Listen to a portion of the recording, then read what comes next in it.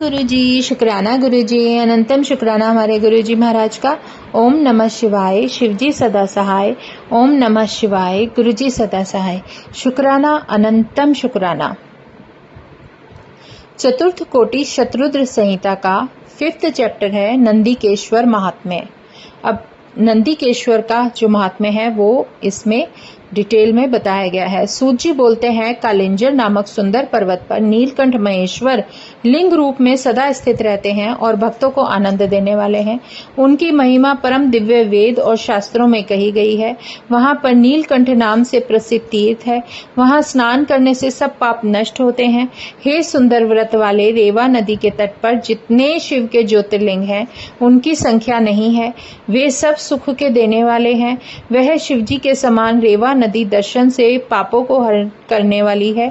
उसमें शिव स्वरूप से जो पाषाण मूर्ति है, हे मुनीश्वरों, उनको भी कहता हूँ, तथा और भी भुक्ति मुक्ति के देने वाले प्रधान शिव जी के लिंग हैं, उनका भी वर्णन करता हूँ। आतेश्वर नामक ज्योतिर्लिंग पाप को हरण करने वाला है तथा परमेश्वर सिंहेश्वर नाम से प्रसिद्ध है, और वहां धर्मेश, कुमारेश्वर, पुंडरीकेश्वर, मंडपेश्वर नामक लिंग है। नर्मदा नदी के किनारे पर तीक्ष्णेश नामक शिव दर्शन मात्र से पापनाश करने वाले हैं तथा धुंधेश्वर नाम वाले पापनाशक शिव हैं। शूलेश्वर, कुंभेश्वर, कुबेरेश्वर तथा सोमेश्वर नाम से भी प्रसिद्ध है। नीलकंठ मंगलेश नामक शिव बड़े मंगल के स्थान है। कपीश्वर देव का स्थापन हनुमान जी ने किया था। नंदीकेश देव जी करोड़ों हत्याओं के पाप को नाश करने वाले हैं। सब कामनाओं को सिद्ध करने वाले तथा मोक्ष को देने वाले कहे गए हैं। जो पुरुष नंदीकेश शिव को बड़ी प्रीति से पूजता है, नित्य उसकी संपूर्ण सिद्धि होती है, इसमें कुछ संदेह नहीं है। हे श्रेष्ठ मुनियों, उनके समीप रेवा नदी में जो स्नान करता है उसकी सभी इच्छाएं पूरी होती हैं और संपूर्ण पाप दूर हो जाते हैं।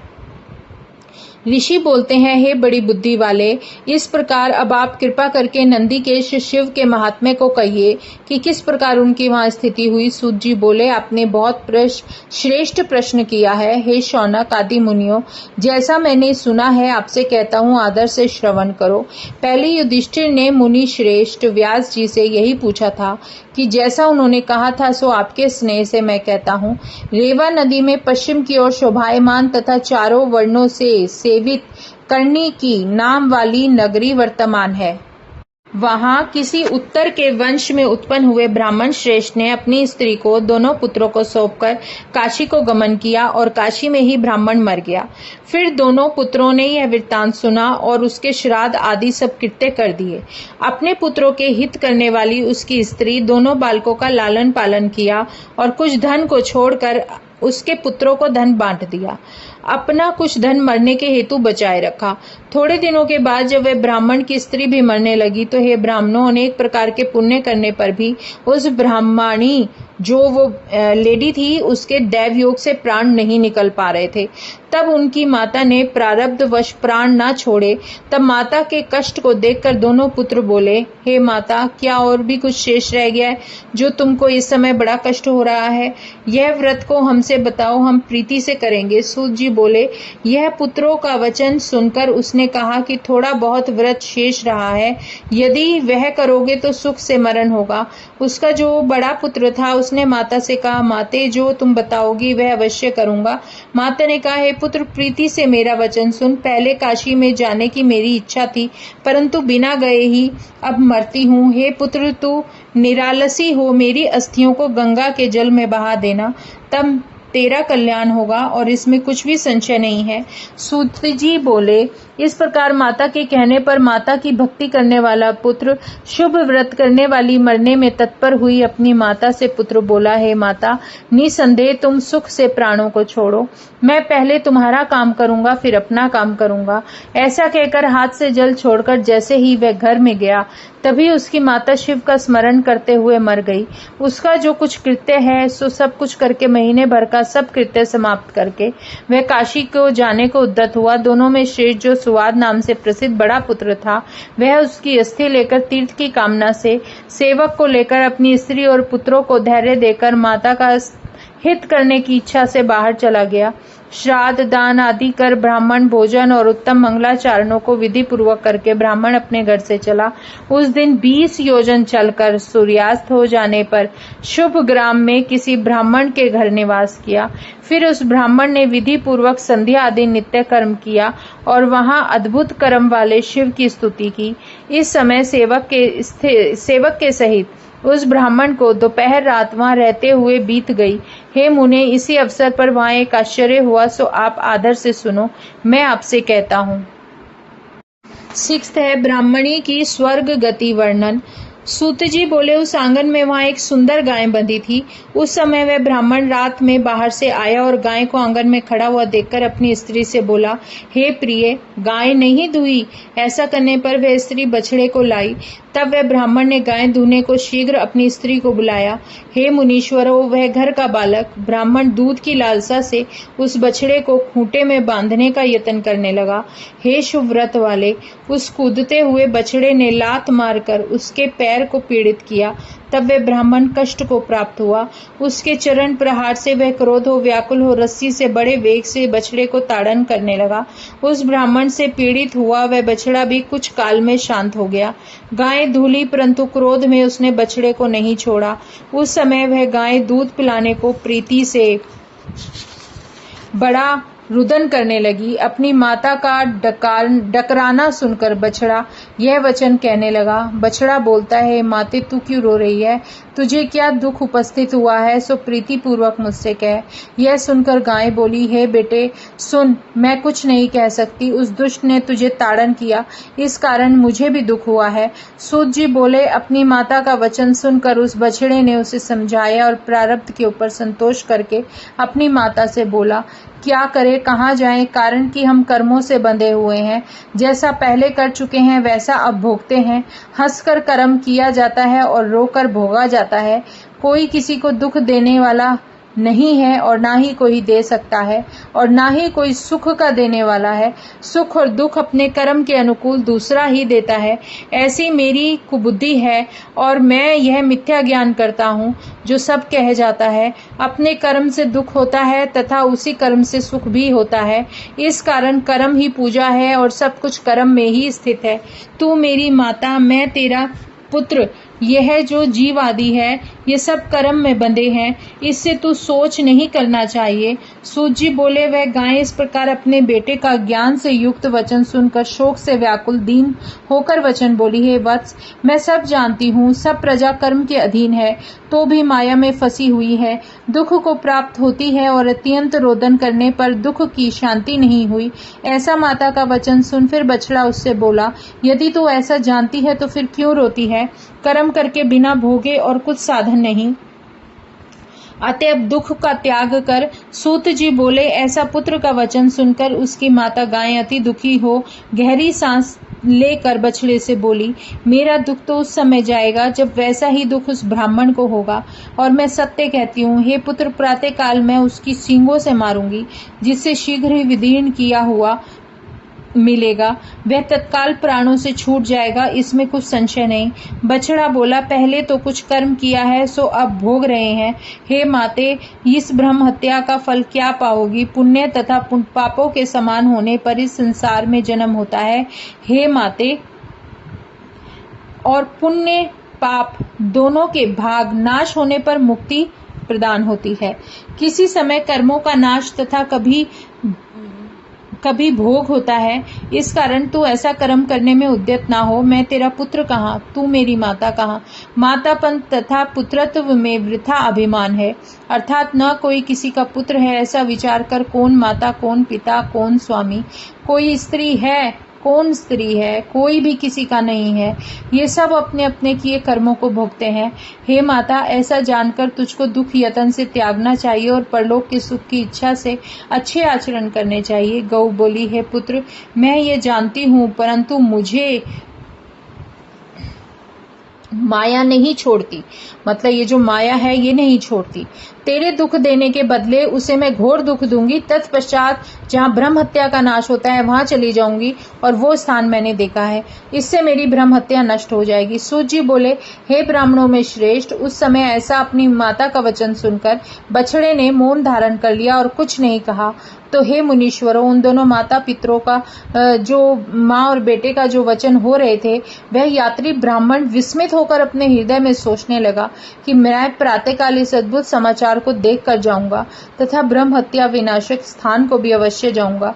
सूत जी बोले, हे द्विजो, वह माता का भक्त ब्राह्मण ऐसा अपने हृदय में विचार सेवक सहित अविस्मित हो सोचता रह गया। प्रातःकाल होने पर जब वह गृह का स्वामी उठा, उस पथिक को जगाने लगा और बोला। ब्राह्मण बोला, हे पथिक, तुम क्यों सो रहे हो? पूर्ण प्रातःकाल हो गया, अपनी यात्रा करो, जहाँ तुम्हारी जाने की इच्छा हो वहां देश को जाओ।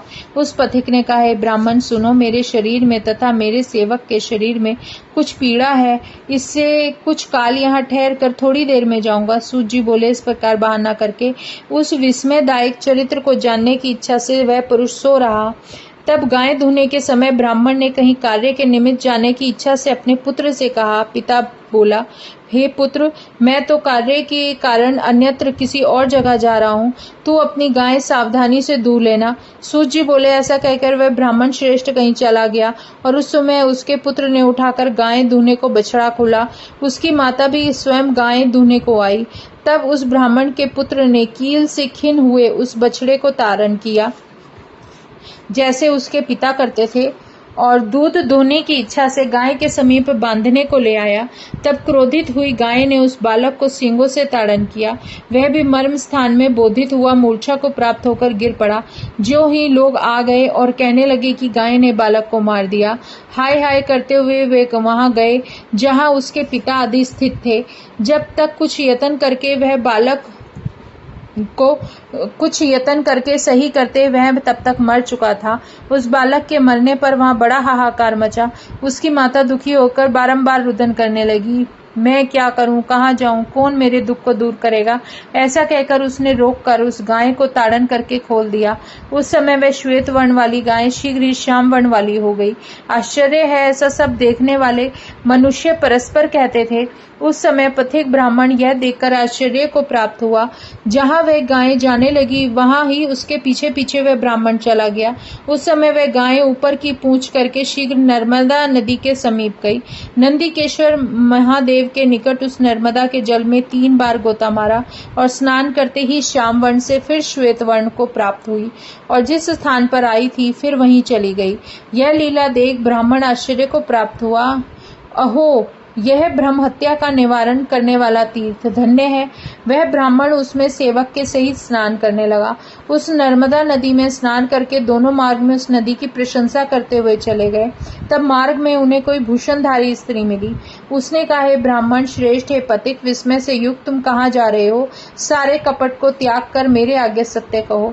सूत जी बोले, उस समय ऐसा वचन सुनकर ब्राह्मण ने सब ठीक ठीक कह सुनाया। फिर उस ब्राह्मण से वह स्त्री बोली कि तुम यहाँ स्थित हो जाओ। तब उसका वचन सुनकर वह स्थिर रहा। नम्र स्वभाव वाले ब्राह्मण ने स्त्री से कुछ कथन कहने को कहा। तब वह स्त्री कहने लगी, जो स्थल तुमने देखा है वही माता की अस्थि गिरा कर आ जाओ। और कहाँ जा रहे हो?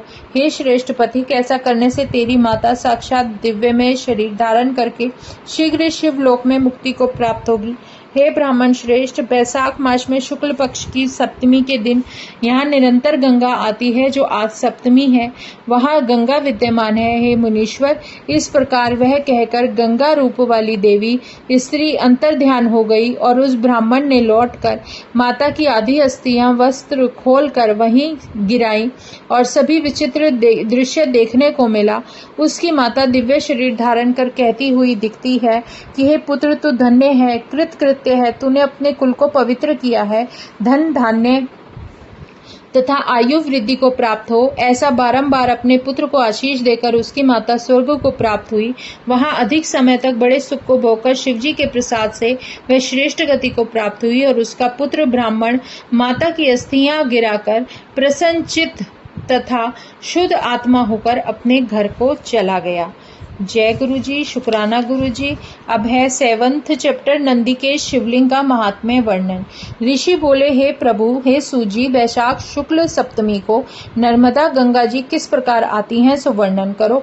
हे बड़ी बुद्धि वाले ईश्वर, नंदीकेश जी नाम से किस प्रकार प्रसिद्ध हुए, यह समाचार भी प्रीति से कहो। सूत जी बोले, हे श्रेष्ठ ऋषियों, अपने नंदीकेश संबंधी अच्छा प्रश्न किया, सो मैं अब उसे वर्णन करता हूँ। सो सुनने मात्र से पुण्य को बढ़ाने वाला है। ऋषि का नाम वाली ब्राह्मणी किस ब्राह्मण की कन्या शास्त्र के विधान सहित एक ब्राह्मण को विवाही गई है तथा ब्राह्मण में श्रेष्ठ पूर्व कर्म के प्रभाव से वह पतिव्रता भी ब्राह्मण की स्त्री बाल्यावस्था में विधवा हो गई।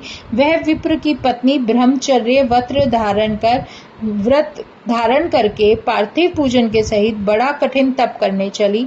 उसी अवसर में बड़ा मायावी मूढ़ नामक एक बलि दुष्ट दैत्य काम के बाण से पीड़ित हुआ उस स्थान में गया और तप करती हुई अत्यंत कामनी और सुंदर रूप वाली उस स्त्री को देखकर उसने अनेक प्रकार के लोभ दिखाकर उसके साथ भोग करने की प्रार्थना की। हे मुनीश्वर, तब वह शुभ व्रत करने वाली शिव जी के ध्यान में तत्पर उसने काम की दृष्टि से उसकी ओर नहीं देखा। तप करने में लगी हुई उस ब्राह्मणी ने उस दैत्य का कुछ मान नहीं किया और शिव के ध्यान में मग्न हो अत्यंत तप करने लगी। तब उस स्त्री से तिरस्कार किया वह मूर्ख वह दैत्य उसके ऊपर बड़ा क्रोध करने लगा और पीछे अपना रूप दिखाकर और दुष्ट आत्मा राक्षस उस ब्राह्मणी को भय और त्रास दिखाता हुआ भयंकर दुर्वचन कहने लगा।